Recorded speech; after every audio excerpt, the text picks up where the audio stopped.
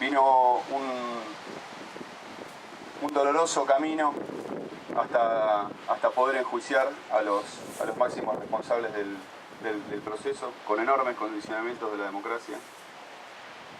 Nos plantearon que había que tener perdón y olvido, que esto había que dejarlo atrás. Empezó a insuflarse la amnesia en el pueblo para que aceptáramos esto y lo dejáramos simplemente por detrás nuestro. Ni perdón ni olvido, juicio y castigo. Pero juicio y castigo sin ninguna venganza, ni sin ningún revanchismo. Es un orgullo que este pueblo no haya habido un solo acto, uno solo, de justicia por mano propia o de represalia, y se han encontrado los encarcelados en forma clandestina, los torturados con sus torturadores, los asesinos de los hijos con sus madres. Y nunca en este pueblo se planteó ni una sola vez la revancha y la violencia en respuesta a la violencia. La respuesta que esta sociedad ha buscado es la respuesta de la justicia.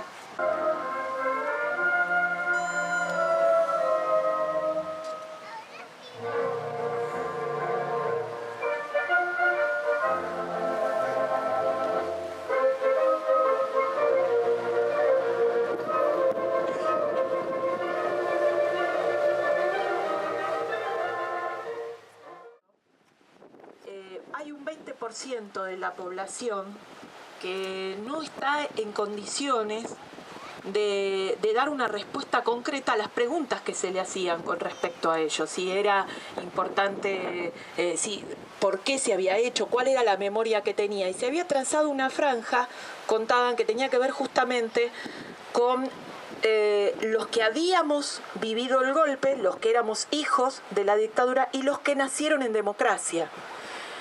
Y hay un 20% de esa encuesta que se hizo, de ese estudio, que justamente chicos jóvenes y de bajos recursos.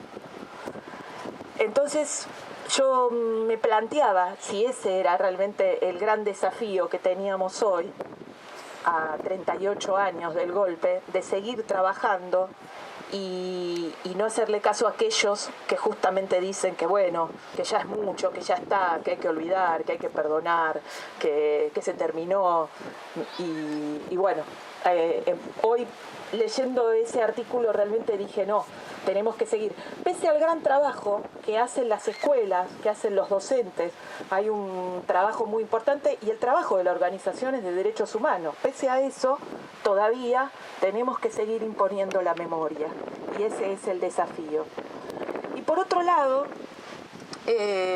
estuve recordando a los 35 años del golpe, releyendo algunas publicaciones de periodistas, grandes periodistas, algunos filósofos. En ese caso yo elegí la de José Pablo Feynman, donde él realiza una comparación con una obra de Beckett, donde, refiriéndose al genocidio nazi, decía uno de los personajes: nada peor nos puede pasar.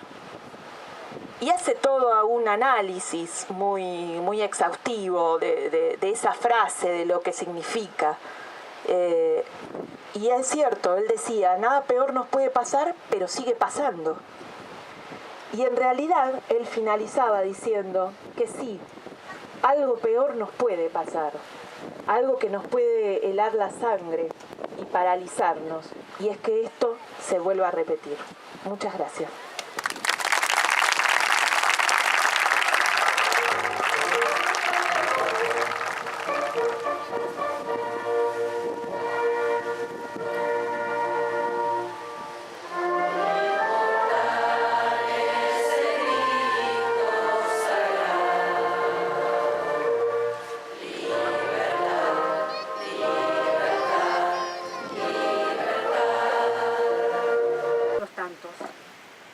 Hoy, en los tiempos que vivimos los docentes, quiero recordar especialmente a Francisco Isauro Arancibia, un hombre nacido un 25 de marzo de 1926 en un pueblo tucumano llamado Monteros.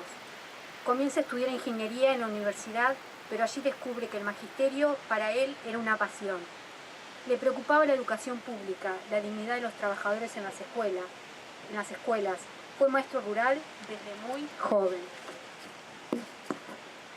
Consideraba a los docentes bisagras entre lo que existe y lo que debe ser.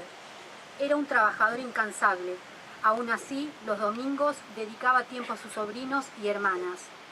Llegó a dirigir la agremiación de trabajadores de la educación provincial, ATEP, y desde allí impulsó la unidad de todos los gremios, principalmente con la FOTIA, la Federación Obrera Tucumana de la Industria del Azúcar. Fue protagonista del proceso que llevaría a la fundación de la Confederación de Trabajadores de la Educación de la Argentina, CETERA, de la que fue su secretario adjunto. Fue un luchador incansable por los derechos de los colegas. Su accionar político estuvo siempre dirigido a mejorar la legislación en educación y a reivindicar la educación pública. Es recordada su actuación en las huelgas del 58 por el Estatuto del Docente.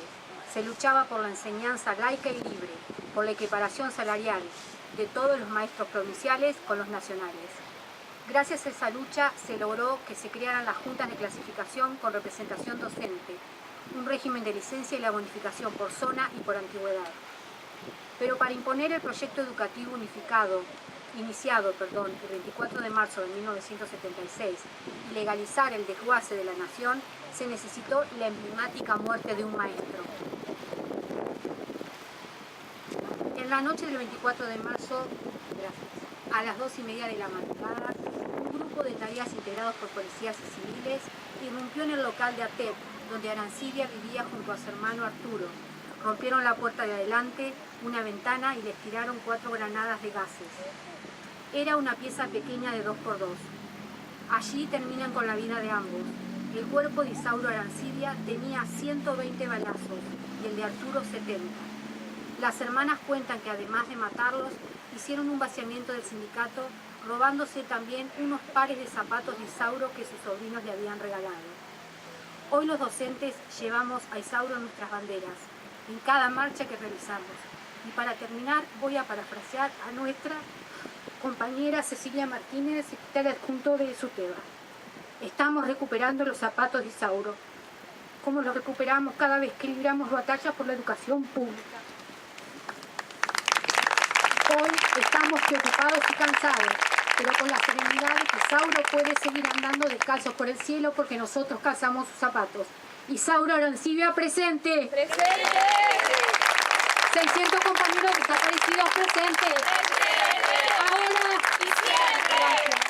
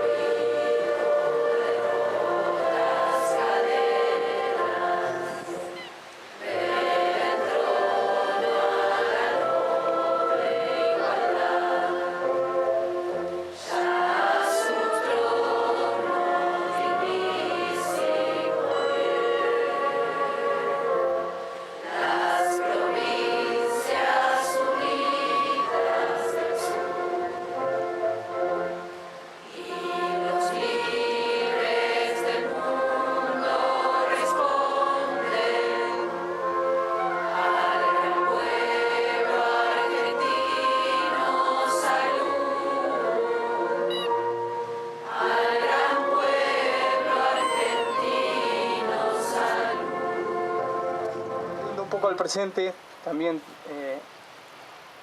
quiero hablar de un poco cómo sigue vigente esta impunidad, porque ya hace solo 8 años que un obrero militante que era testigo directo de esta tragedia fue desaparecido, que fue el compañero Julio López.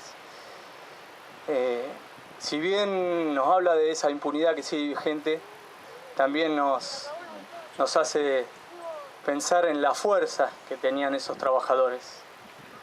Así que yo me quedo con esa parte. Muchas gracias.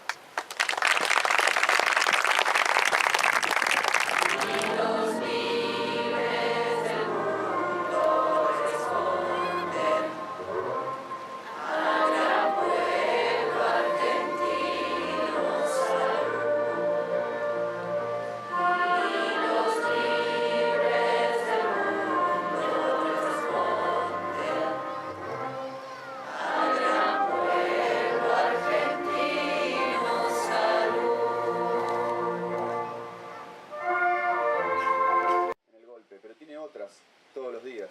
Todos los días que falta encontrar la identidad de más de 400 hijos apropiados, y hay gente que sabe dónde están, y poco a poco se van desclasificando los archivos que permiten que las causas avancen y que esos chicos puedan ser recuperados. Son exclusivamente por este tipo de actos y por esta actitud militante que se ha tenido a lo largo de muchos años. Sean eternos los